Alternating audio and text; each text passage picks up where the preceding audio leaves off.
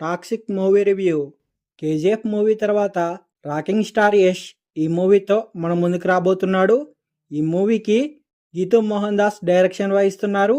ఈ మూవీలో నయనతార, రుక్మిణి వసంత్, కియారా అద్వానీ, హ్యూమా ఖురేషి, తారా సుతారియా వంటి హీరోయిన్లు నటిస్తున్నారు. ఈ మూవీ ఆగస్టు 26న థియేటర్లో రిలీజ్ కాబోతుంది.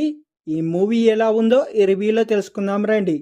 ఈ మూవీ యొక్క నిడివి విషయానికి వస్తే 3 గంటల 14 నిమిషాలు ఉంది. ఈ మూవీ యొక్క బేసిక్ స్టోరీ విషయానికి వస్తే ఇండియాకి ఇండిపెండెన్స్ వచ్చిన గోవాకి మాత్రం పోర్చుగీస్ వారి ఆధీనంలో ఉంటుంది. హైదరాబాద్ నిజాం ఆధీనంలో ఉంటుంది.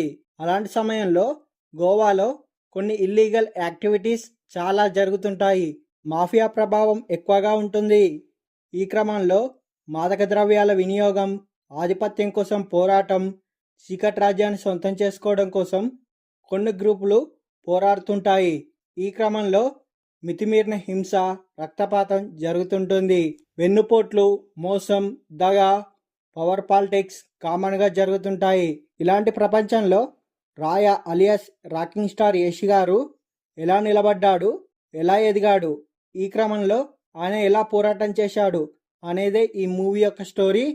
ఇందులో యష్ చెల్లిగా గంగా పాత్రలో నయనతార నటిస్తుంది.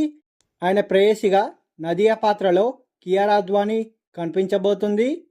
సొంత చెల్లినే అన్నని చంపేందుకు కుట్ర చేస్తుందట. దానికి కారణం ఏంటి? ఈ మూవీలో రుక్మిణి వసంత్, హ్యూమా ఖురేషి, తారా సుతారియా క్యారెక్టర్లేంటి అనేది తెలియాలంటే మనం మూవీలోనే చూసేయాలి. ఈ మూవీలో యష్ గారు మాత్రం ద్విపాత్ర అభినయం చేస్తున్నారు. రాయాగా, రూమీగా కనిపించబోతున్నారు. అదే సమయంలో 3 డిఫరెంట్ గెటప్స్లో ఆయన కనిపించబోతున్నారు. హీరో యష్ మాత్రం 2 క్యారెక్టర్లో ఇరగదీసిండు. నట విశ్వరూపం చూపించిండు. కెరీర్ బెస్ట్ యాక్టింగ్ని చూడొచ్చు ఈ మూవీలో. సినిమా మెయిన్గా స్టోరీ ప్రధానంగా సాగుతుంది. దీంతో స్టోరీలో చాలా డెప్త్ అనేది ఉంటుంది.